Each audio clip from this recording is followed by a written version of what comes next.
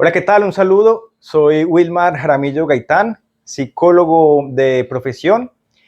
Quisiera compartir algo que ha estado rondando en mi mente por los últimos días.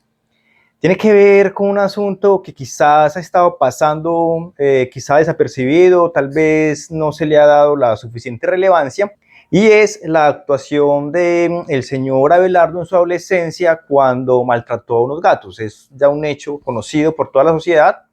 Lo contó de una forma que quiso mostrar graciosa, como una simple broma en un programa de televisión. Y pues allí es donde yo quiero hacer énfasis en que no es una simple broma y que muestra unos asuntos muy preocupantes. Vamos por partes. Lo primero es que esa conducta de matar animales, cuando ocurre en la infancia, no es preocupante siempre y cuando se trate de un accidente y no hay todavía una conciencia del niño acerca de lo que es ocasionar daño y lo que es la cesación de la vida, el cese de la vida o la terminación de la misma. Esto es frecuente que pase en algunos contextos con mascotas, lastimosamente. De pronto es un niño que se sentó encima del pollito, encima del conejo, ocurren ese tipo de accidentes, pero no hay una intención de hacer daño.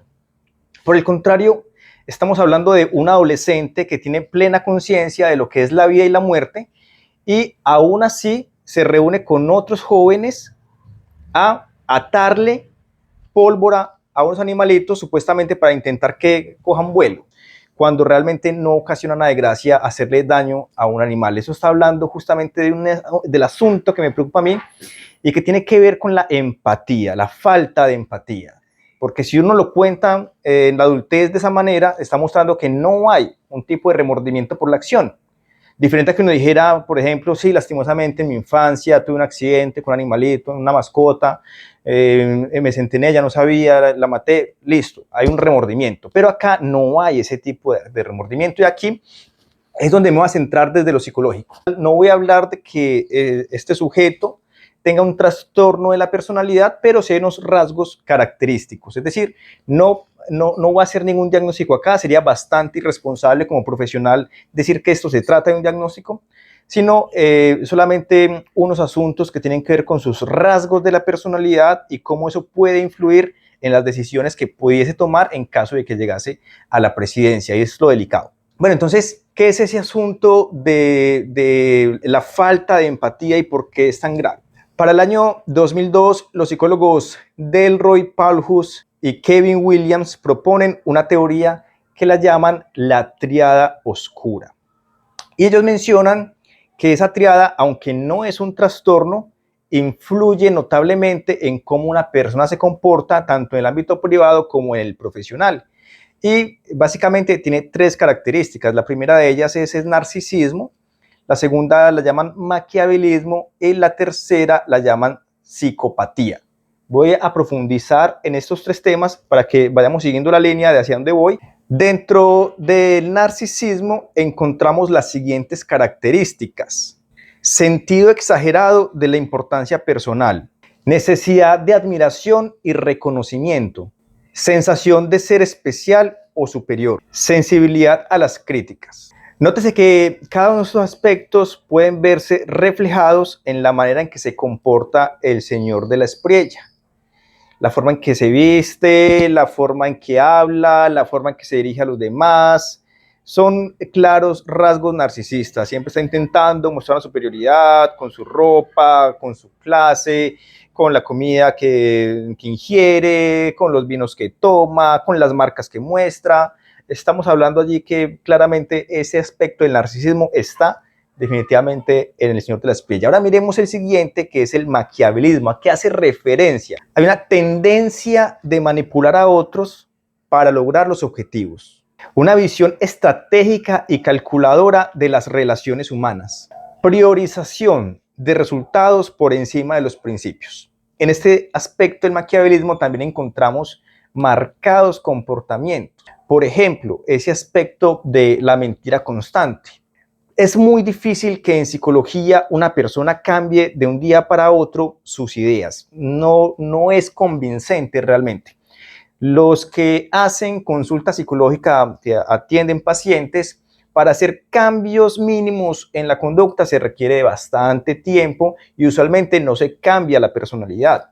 Es decir, una persona de un día para otro no puede ser introvertido y al otro día extrovertido. No funciona de esa manera el comportamiento humano. Por lo tanto, ese asunto donde un día se ve ateo completamente diciendo preferiría defender al diablo y al otro día pues, se está mostrando como la persona más creyente, más religiosa, algo bastante impostado, no es tan creíble. Él ha dicho que no fue un cambio de un día para otro, pero realmente cuando lo dice en el discurso, las facciones de la cara están diciendo lo contrario, es decir, no hay una convicción real de ese cambio. Un día está apoyando el proceso de paz, un día está diciendo que está de acuerdo con que los guerrilleros no paguen cárcel si eso lleva a que se movilicen, y al otro día está diciendo no hay proceso, es ataque completo, es muerte al que esté en contra del Estado. Un día está diciendo no me gusta el ajiaco, es un potaje carcelero, al otro día está diciendo que es una broma, un día está diciendo no me gusta el fútbol, eso es una cosa, mejor dicho, patética, tétrica, al otro día está con la camiseta de un equipo manifestando que apoya completamente ese deporte y que se apasiona.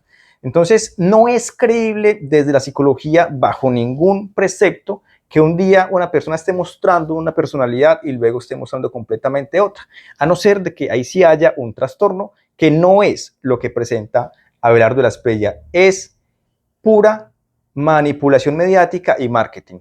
¿Qué quiere escuchar la gente? Una persona religiosa, se muestra con valores, creyente, lleno de fe. Entonces, para ese público, esa persona mostrada de esa manera, pues es llamativo. Entonces, es una forma de manipular y aquí es donde vemos ese maquiavelismo. Con lo de la comida, decir, denigrar de lo colombiano, denigrar de los alimentos, de esta gastronomía nuestra, y luego estar diciendo que era una simple broma. No, se da cuenta que esas palabras del pasado le alejan votantes, entonces hay que decir que era simplemente una broma. Nuevamente llega aquí la manipulación.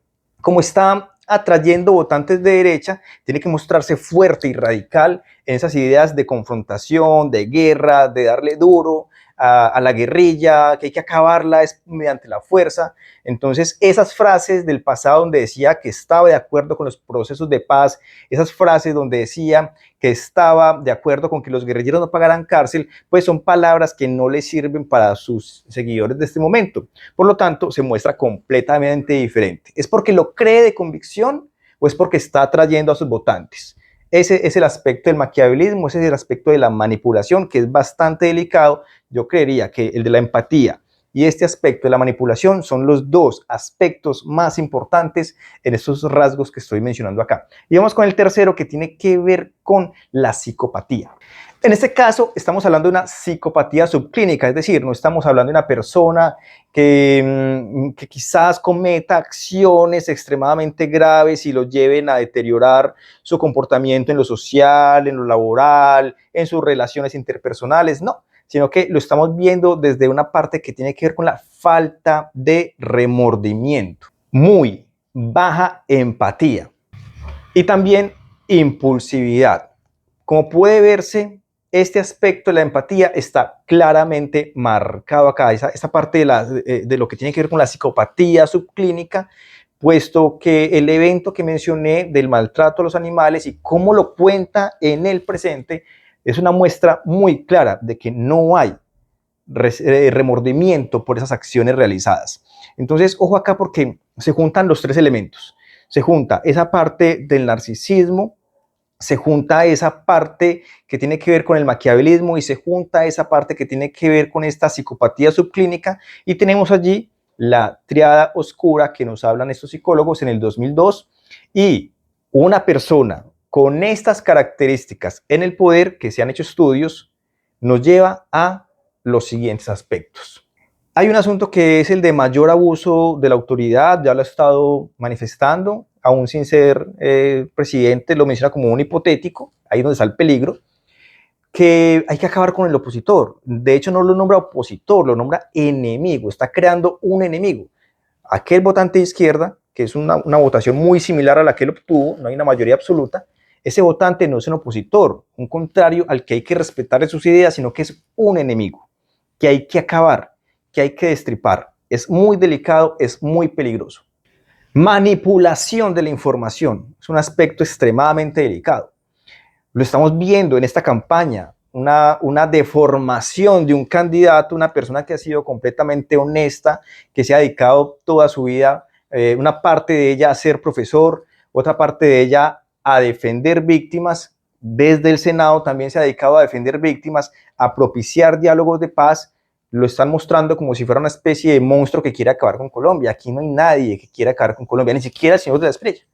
Tenemos visiones distintas de lo que es el desarrollo del país, pero ni él quiere acabar con el país, bueno, quiere acabar con la izquierda, pero tampoco la contraparte, aunque en esa manipulación de la información lo hacen ver como un enemigo que hay que odiar, que hay que acabar. Es extremadamente peligrosa esa posición. Otro aspecto es una menor preocupación por el impacto de lo humano en las relaciones interpersonales.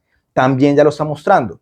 Venimos de un pasado muy duro en Colombia, que tiene que ver con la política de la seguridad democrática, donde lastimosamente las fuerzas militares, los altos mandos militares, exigían como resultado operacional bajas en combate. Si esas bajas no ocurrían, comenzaban a despedir a los altos mandos militares, personas que han dedicado toda su vida a ese trabajo. Por no hacerse despedir, por mostrar resultados, se llevó una práctica sistemática de matar civiles, gente que no tenía nada que ver con el conflicto y terminaron asesinados. Ahora el señor de la Espriella está diciendo que si llega a ser presidente, ojalá que no lo sea, que a los 90 días ya tienen que tener resultados y si no, se van. ¿Qué implica esa política? Nuevamente, la presión sobre los mandos militares para entregar resultados, así no sean resultados reales, así tengan que inventárselos. Y allí uno demuestra esa baja preocupación por la vida humana. Ya esta política se vivió y fue una política desastrosa, desastrosa en términos humanitarios. Hay muchas familias en Colombia hoy sufriendo porque perdieron a sus familiares por estas prácticas de los militares que hoy están confesando en la Jurisdicción Especial para la Paz, la JEP, que este señor también quiere acabar. Otro aspecto muy delicado tiene que ver con la impulsividad para tomar decisiones. Ya lo vimos en campaña. Esta campaña ha sacado unos aspectos muy crudos de su personalidad. Al lado de su fórmula vicepresidencial dijo que iba a cerrar la mitad de los ministerios. Su fórmula vicepresidencial no sabía ni qué cara poner. Estaba sorprendido, pero ¿cómo está diciendo una cosa de estas? Pero él lo sostiene. De forma impulsiva dice, vamos a cerrar la mitad de los ministerios. ¿Qué significa eso para Colombia? ¿Qué significa eso para las regiones más alejadas? Significa un sometimiento extremo al atraso, al subdesarrollo. Entonces, son decisiones bastante impulsivas que pueden derivar en consecuencias bastante desastrosas para el país. Yo sí los invito a pensar con mayor conciencia, ¿ese voto por Abelardo realmente le va a servir al país? No lo veo de esa manera. Yo particularmente no lo veo como un voto útil para seguir desarrollando a esta patria. Ahora, votar por Cepeda, ¿lo va a volver a usted de izquierda? De ninguna manera. En el pasado yo voté por el señor Juan Manuel Santos. Eso no me hizo una persona de derecha. Voté por Juan Manuel Santos porque en ese momento era la opción más sensata frente al proceso de paz que se estaba llevando a cabo. Proceso de paz al que también le salieron con un montón de mentiras y manipulaciones, como por ejemplo, que le iban a entregar el país a las FARC. Hoy, las FARC, que tuvieron escasas curules en el Congreso, con las cuales no podían aprobar ningún tipo de ley, ahora se han quedado sin esas curules. Es decir, la población no votó por ellos, se han quedado sin representación política. ¿Qué parte de eso fue entregarle el país a las FARC? Si lo que se logró fue la desmovilización de muchísimos hombres armados que hoy le están apostando al país mediante muchos procesos que tienen que ver con la economía, muchos emprendimientos que surgen justamente de los apoyos que el gobierno ha dado para esa materia. Yo sí los invitaría a reflexionar, a dar un voto de confianza para el señor Iván Cepeda. El señor Iván Cepeda ha mostrado ser, por el contrario, una persona bastante apegada a la ley, bastante apegada a la democracia, a la justicia como tal. Le asesinaron a su padre y en ese momento en el que él llega y se da cuenta que su padre fue asesinado, lo primero que pide es justicia. No corrió a pedir venganza, que es una acción muy humana, la venganza es muy humana, pero él en su forma de pensar, de racionalizar las cosas, pidió fue justicia. Justicia ante esos hechos tan tristes para el ser humano, haber perdido a su padre en un atentado que después se supo que fue el Estado con paramilitares. Procesos legales que ha llevado a cabo que han tenido décadas, más de 10 años, rodando en la justicia. No está buscando dirimir los conflictos de otras maneras, sino por la legalidad. Es una persona completamente apegada a la ley. Se han burlado de él que por los discursos en papelitos, completamente metódico, una persona que se levanta temprano, 4 de la mañana, a escribir sus discursos, él mismo, lo que le quiere decir a la población, desde su pensamiento, desde su corazón, desde sus creencias. ¿Por qué? Ya lo ha hecho en plaza pública, se corre siempre el riesgo en el calor de la multitud de empezar a prometer cosas que no se pueden hacer, cosas que no se pueden cumplir, y eso le permite tener claridad de cada una de las cosas que ha dicho. Además que también los medios de comunicación han estado tergiversando bastante sus comunicaciones y ese asunto de tener todo por escrito le ha permitido generar retractaciones de los medios de comunicación. Entonces, es una persona decente, es una persona inteligente, es una persona que le apuesta al país, que le apuesta a la reconciliación, que ya ha demostrado saberse entender con la oposición. Este gobierno, gracias a esos avances en negociaciones que él hizo con el gremio ganadero, el país logró comprar más de 250.000 hectáreas, no expropiar, sino comprar más de 250.000 hectáreas para entregarle a campesinos. ¿Quiénes las vendieron? La oposición, ganaderos, con cantidad impresionante de tierras, decidieron voluntariamente, a partir de esos diálogos con Cepeda, venderle las tierras al Estado para entregárselas a los campesinos. ¿Para qué? Producir comida, abaratar el costo de la alimentación en Colombia. Entonces, yo los invito a que dejen de tener miedo infundado por un candidato que es decente y por el contrario, se observen las graves tendencias en el comportamiento del señor Abelardo de la Espriella que no le convendrían a este país.